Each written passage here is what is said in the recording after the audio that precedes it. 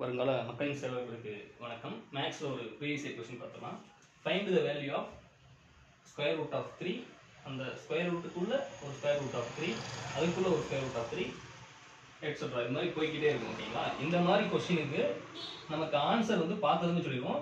இந்த ரூட்டுக்குள்ளே இருக்கக்கூடிய வேல்யூ தான் ஆன்சர் அப்படிங்கிறது. 3 அப்படிங்கிறது தான் ஆன்சர் அப்படிங்கிறது நம்ம எல்லாருக்கும் தெரியும். இந்த 3 அப்படிங்கிறது எப்படி வந்துச்சு அப்படிங்கிறதுனால இந்த ஒரிஜினல் மெத்தட் நம்ம பார்த்துக்கலாம். ஓகேங்களா?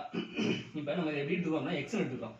Square root of 3, square root of 3, square root of 3 dot dot. இந்த மாதிரி ரூட்டுக்குள்ள ஒரு வேல்யூ வந்து கண்டினியூவா வந்துகிட்டே இருந்தது அப்படின்னா நடுவில் எந்த சிம்பிள் இருக்கக்கூடாது, ப்ளஸ் மைனஸ் அப்படிங்கிற சிம்பிள் இருக்கக்கூடாது. அப்படி இல்லாமல் இருந்துச்சுன்னா நமக்கு அதே வேல்யூ தான் ஆன்சராக கிடைக்கும்ன்றது நமக்கு தெரியும். இது எப்படி இருந்தது அப்படின்னா எக்ஸ்னு வச்சுக்கிறோம். அப்போ என்ன பண்ணுறோம் அப்படின்னா இந்த ஸ்கொயர் ரூட்டுக்குள்ள இருக்கக்கூடிய இந்த ஒரு மூணை மட்டும் எடுத்துக்கிட்டு ரிமைனிங் இருக்கக்கூடிய இந்த ஸ்கொயர் ரூட்டை ஃபுல்லாத்தையுமே நம்ம எக்ஸ்னு எடுத்துக்கிறோம். ஏன்னா அதை நம்ம எக்ஸ்னு எடுத்துக்கிறோம். ஓகேங்களா? அப்போ இந்த ஸ்கொயர் ரூட் வெளியில் எடுத்துக்கிட்டு நம்ம ரெண்டு பக்கமும் ஸ்கொயர் பண்ணுறோம். X square is equal to 3x அப்படின்னு சொல்லி கிடைக்கும். இந்த 3x எங்கிட்டு கொண்டு வந்தோம் அப்படின்னா X square minus 3x is equal to 0 கிடைக்கும். இதிலிருந்து நான் எக்ஸை மட்டும் காமனாக எடுத்தேன் அப்படின்னா x minus 3 is equal to 0 கிடைக்கும். அப்போ இது இங்கிட்டு போகும்போது 0 ஆயிடும். அப்போ x minus 3 is equal to 0 கிடைக்கும் நமக்கு. அப்போ x இஸ் ஈக்குவல் டு 3. இதுதான் ஆன்சர். ஓகேங்களா? இதுதான் ஒரிஜினல் மெத்தட். நன்றி.